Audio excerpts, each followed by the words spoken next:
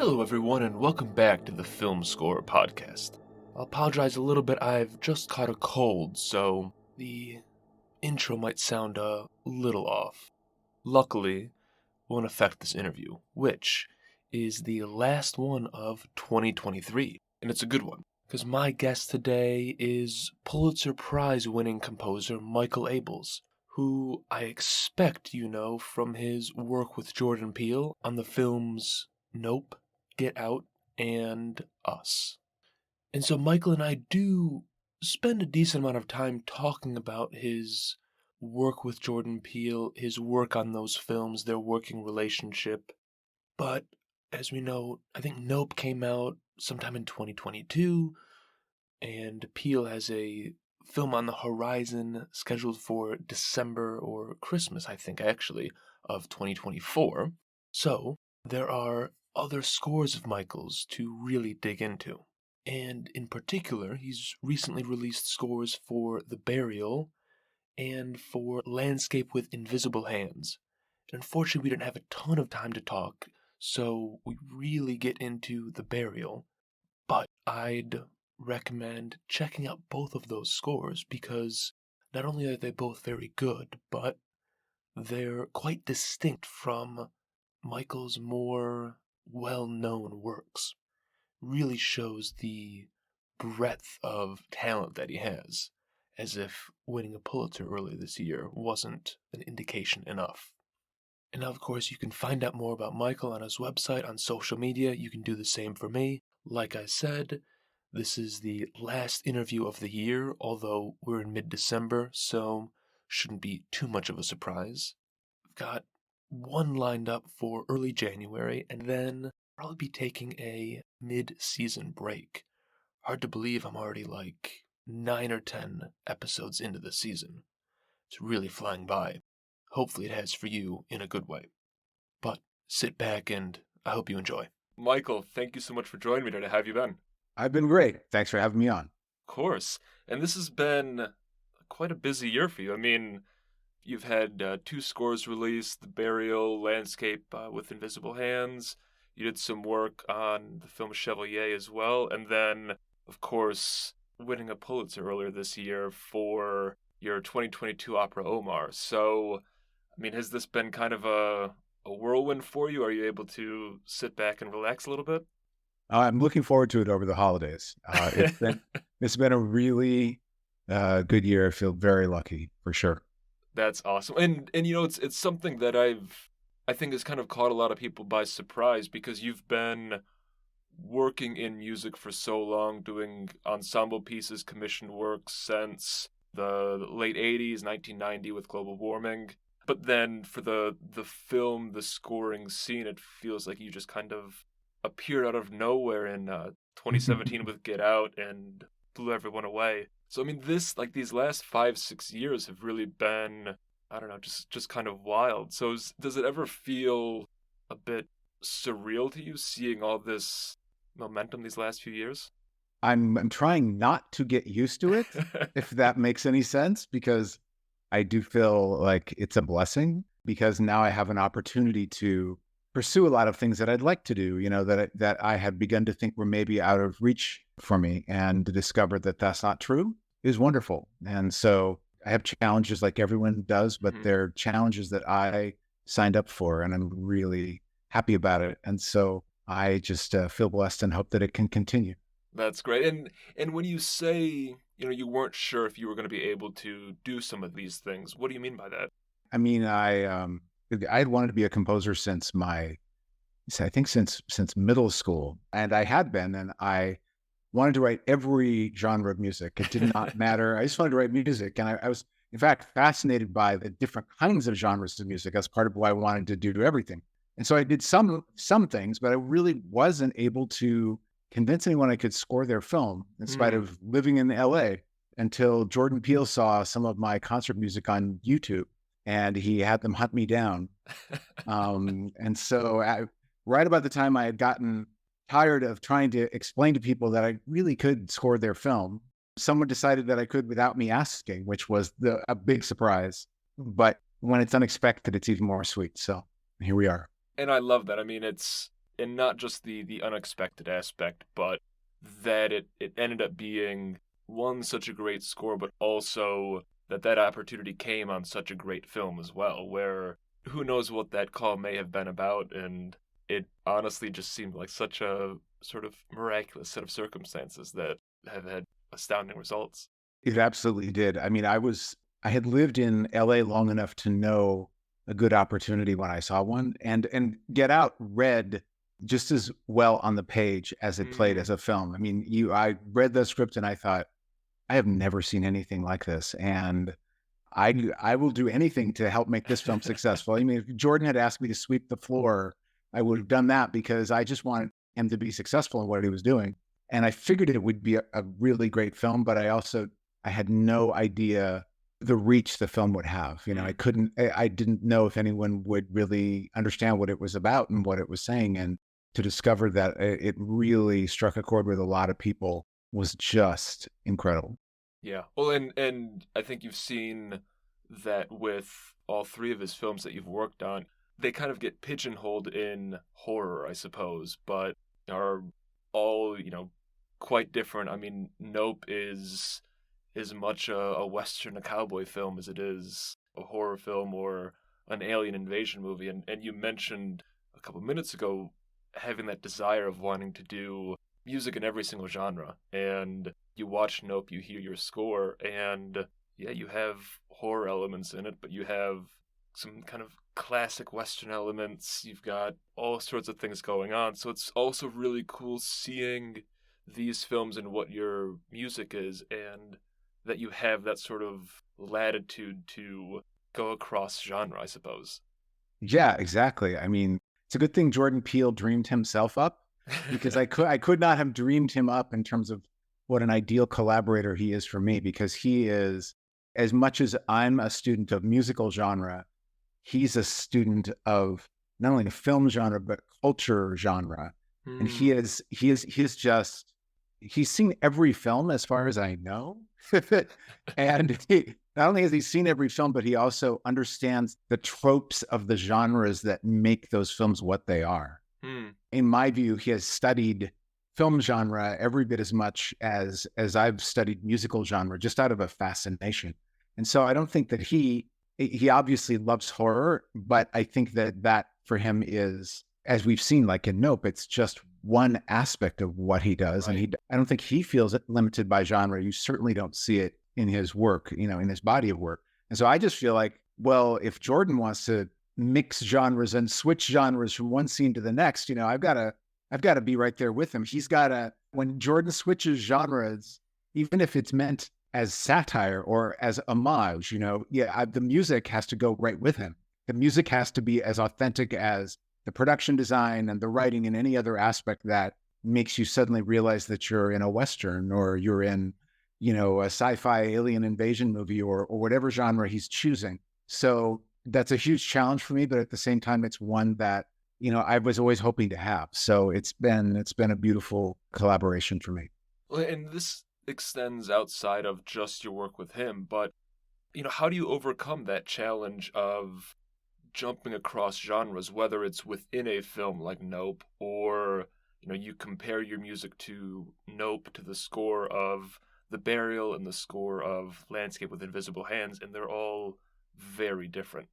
Well, thank you. I mean, as a film composer, I think that's a compliment because I'm always striving. Mm, The ultimate goal is telling the story, and not only just telling the story in a kind of once upon a time way, but telling it in the style, in the genre, in the production design of that film. Because music is in one sense, it's auditory production design, in that there's so much you get about a character and about their life experience that is not said.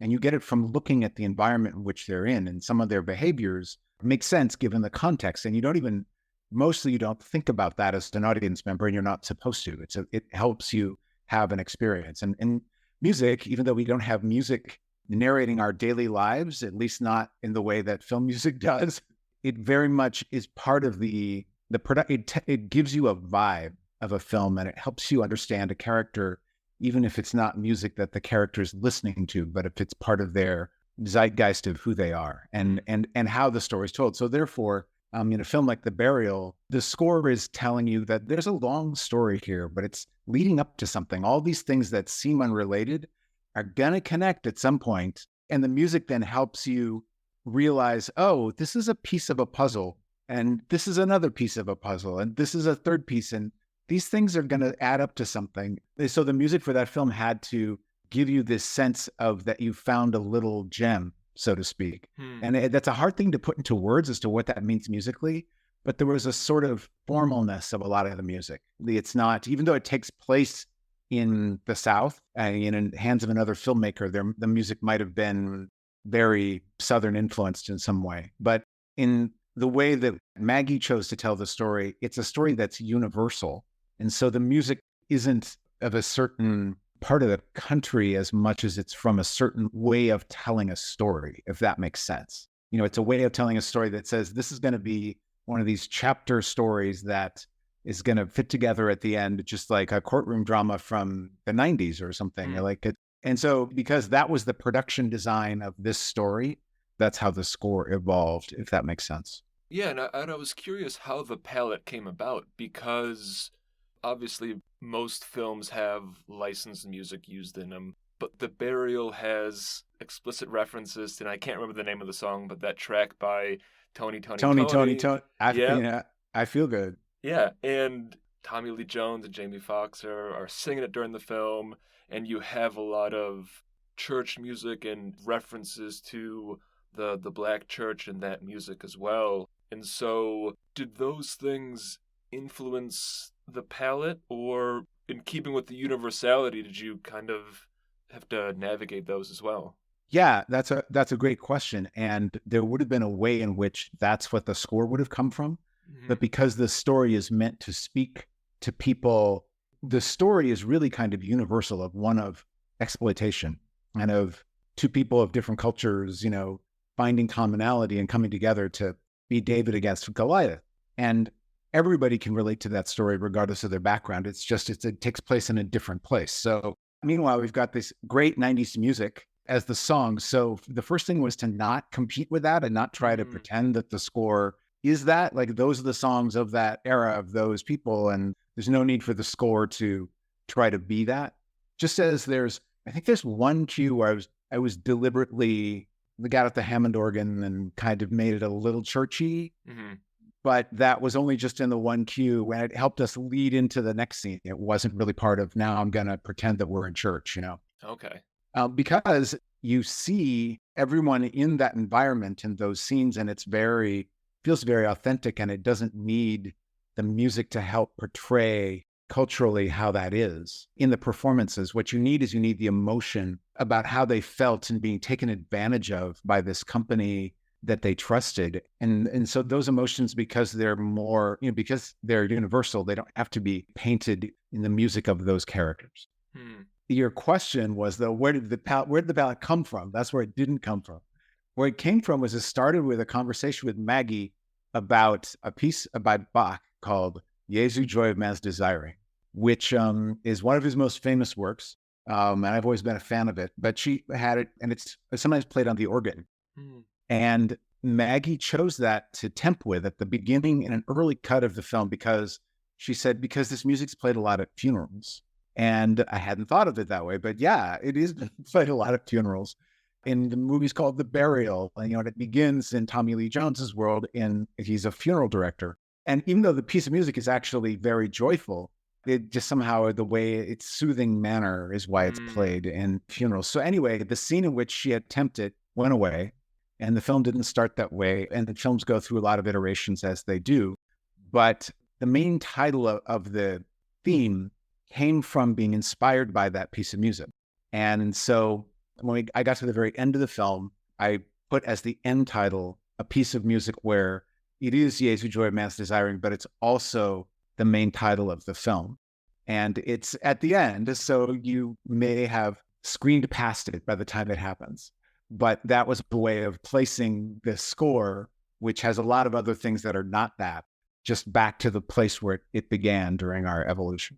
And I thought that was so interesting, hearing you weaving the musical thematic material of the film into that piece, and it comes across really organically, and yet Oh, thank you.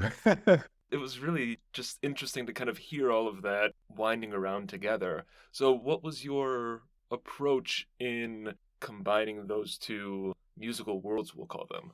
There are these triplets in Jesu Joy of Mass Desiring, and by triplets I mean dee da da dee da da dee da da, notes that go in groups of three. And so the main theme of the burial, which you don't hear often in the film, is in the horns, and it goes dee da da dee da da dee da da. Mm. And therefore, in the one hand, it's inspired by the Bach, but then I had to kind of weave it into the Bach, and that's kind of a counterpoint lesson that you get if you're extremely geeky and go to music school and learn how to do counterpoint, which I must confess I might have had a class in that or two. So the part of me that likes puzzles, I think that appealed to the part of me that likes to, it's kind of, you do it with the musical part of your mind that might otherwise be doing like crossword puzzles or something. But there's a certain joy of sharpening the knife of your brain in that way. That's one of the things about music, is something that parts of it that can be a very technical exercise Mhm. can end up being very beautiful in a way that's organic and not in which the listener's not aware of the technical part of it. And I think that balance is something that's always fascinated me about music. So music does not have to be complicated. It can be really just a few notes that have the right timbre that just really hit you emotionally. But it also can be really complicated in a way that you wouldn't even notice if you're just focusing on the beauty. So hopefully in that exercise of mine, people just focus on that. It feels organic, like you said. That's why I was so complimented when you said that. Well, good. And I can imagine the complexity and the time it takes to fit those pieces together, but it doesn't, when you're hearing it over the credits or just listening to it on its own, at least for me, I'll preface it by being a musical neophyte, but the complexity doesn't scream in your face either. So I Great. think it worked. But it does have me curious of you mentioning that it's like fitting a puzzle together. There are a number of composers that like studying scores. There are score books released for scores of various films. For something like that, where you're taking a famous pre-existing piece and then fitting the puzzle together, and you've done that with other cues, other tracks, other songs in the past. Do you ever consider releasing the sheet music for it to show how the puzzle is made? Well, I wouldn't object to it, but it's mostly, uh, uh, why am I having a hard time answering that? I think it's hard for me to believe that anybody would be interested. I know that can't be true, because I'm the type of person who is interested, but at the same time, I don't believe anybody's interested. So the original Bach is a masterpiece, and it's readily available everywhere. So that's the piece of music that should be released, in my opinion.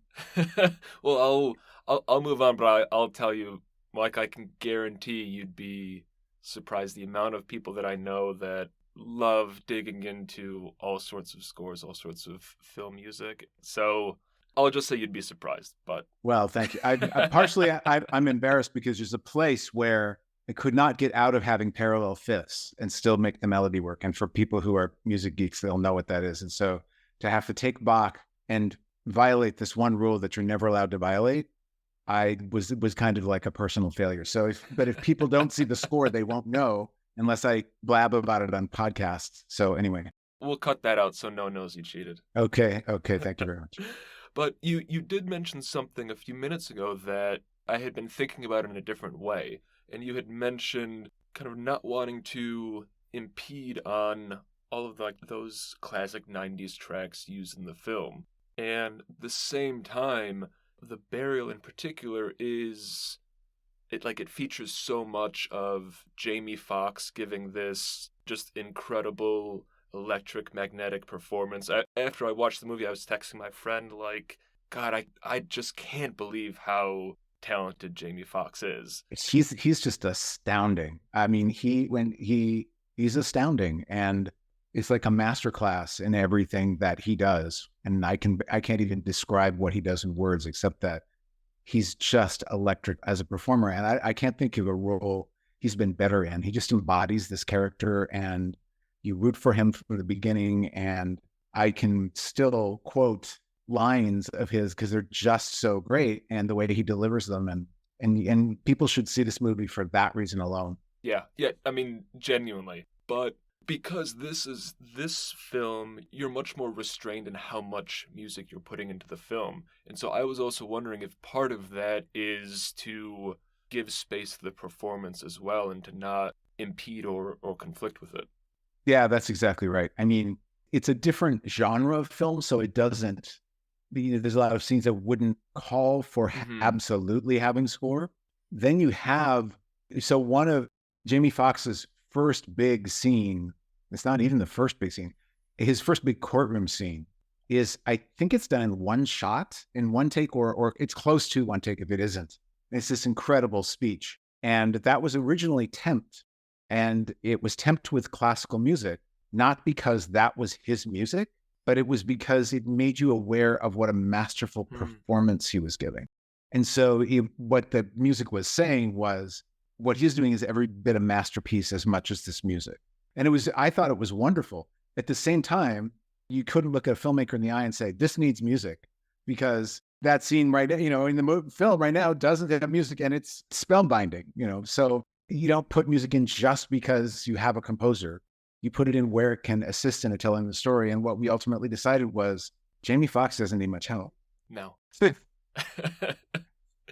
And now, whether it's a scene like that or, speaking about the films you're working on more broadly, I think there is kind of an impulse for we have a composer, they're there to put music in the film, and I can imagine that when you're sitting there saying, no, we need less music, we don't need this, we don't need anything here, it works on its own, and that can maybe feel like you're skimping out on your job or something. But do you ever get instances where there's pushback on that, or how do you work with the director in making that determination of there should or should not be music here?